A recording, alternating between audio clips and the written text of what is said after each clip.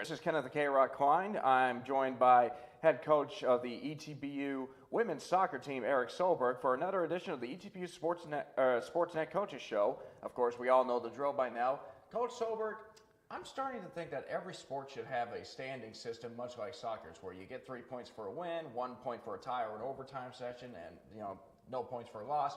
And the reason I bring that up, Coach, is the fact that you got yourself two big wins this past weekend against Belhaven, against LC, and what do you know? You find yourself still in the conference tournament picture right now. Absolutely. It was a big weekend for us. Proud of both our team and the men's team. Big 6 points for both of us. I think the first time since Coach Crawford and I have been here, we've both picked up big 6 points on the road. So fantastic weekend for us. We mission accomplished. Really took care of business against Belhaven. Super proud of my team, and assistant coach Kristen Fells did a great job kind of orchestrating things once the game got going, and took care of business with 3 big goals in the first half and 4 more in the second. So really proud of how he took care of business there. And then against LC, they're a much improved team. It was a little bit of a struggle on kind of a shorter rest situation with a noon kickoff, and tough field, tough location to play, but our girls did what we needed to do to win. And so obviously a much better week for us, and puts us in a really good place in the driver's seat to make our third conference tournament in a row. Speaking, of course, of your performances, you had an accolade this past weekend. Ashley Rondon, and she picked up a key ASE Player of the Week, 2 goals against Belhaven, and then, of course, the overtime winner against LC. So just kind of talk about, the fact that she was really kind of your top spark plug, if you will, for this past weekend in a crucial weekend. Yeah, I think our whole team played really, really well, especially against Belhaven, and even against Louisiana College. We battled hard from the back to the front. Two shutouts kind of was overlooked. Maddie Rhea did a good job in goal, and we had great play from our back line. Center backs played fantastic this week, and that was kind of overlooked. But Ashley, I'm obviously proud she gets the accolade. I think early in the season, she had a ton of assists. She's got 5 assists on the year, which is way ahead of what she had last year. And she's got 8 goals all of a sudden, which actually per game, she's ahead of where she was last year. She had 11 and 20. She's got 8 and 14 right now. So she's a little bit ahead of her clip from last year. And I'm glad to see the goals finally going for her. She scored some big goals for us, the overtime winner at Sol Ross, then the overtime winner against LC. But her tweet kind of said it best. It's kind of the result of our team's hard work, and she gets to reap the benefits. But also, we're proud of her for scoring some massive goals this year, and Saturday was no exception. Definitely, Coach. So this weekend, your last 2 regular season games are here at home at Cornish Field. Starting on Thursday against a UT Dallas team, pretty solid team as well. Going to be a tough challenge given the fact that you recently got back into the top 8 where exactly you want to be, and of course you control your own destiny from there. But kind of just talk about the challenge that UT Dallas brings and what we could be expecting to see from them on Thursday. UT Dallas is a very athletic, very talented team. They're really young. They brought a lot of players back after last year, so they're a little bit older than us. But from the standpoint, they didn't lose a whole lot after last year's team. They lost their first game just last week to Sol Ross, 2-1 at home.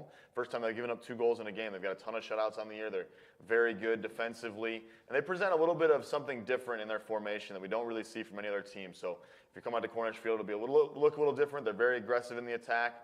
Very dynamic team. They're good in the air, and they work really hard.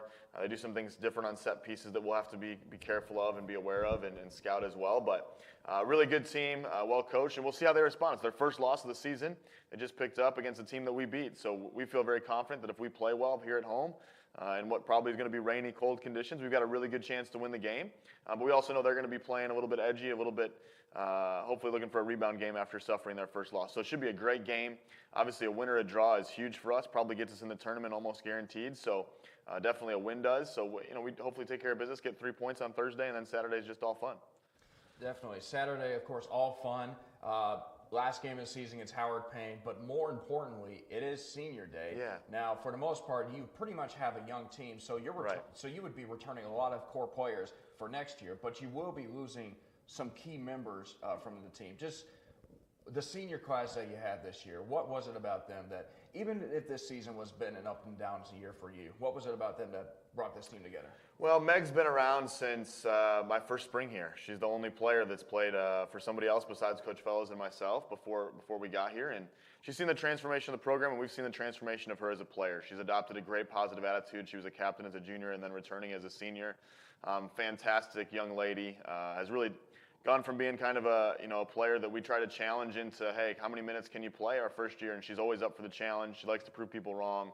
got a great head on her shoulders, has worked incredibly hard, has kind of battled through injuries through much of her career, but never complained. And she's who you want to represent your program. So I'm super proud of her. And she got a chance to become the first ETBU women's soccer player to make the conference tournament all 4 years she's here.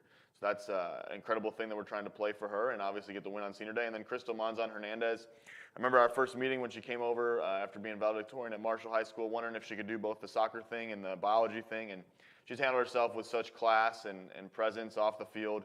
Does a great job in the classroom, has just poured herself into her studies and all that, but also scored a big goal for us last year against Howard Payne. And she's the kind of person that you want from the standpoint of when you play her in, she's going to play with joy. She's going to work incredibly hard. And so we owe it to our seniors, hopefully, to get 6 points again here on the weekend and hopefully win on senior day against Howard Payne and take this show on the road in the conference tournament. And hopefully we just keep on playing and extending their careers. All right, Coach. Best of luck to you this weekend, as you'll be seeing him on the field as his team at Cornish Field. So we will hope for 6 points this week. Stick around. We'll have more on this channel. You'll know more in just a bit.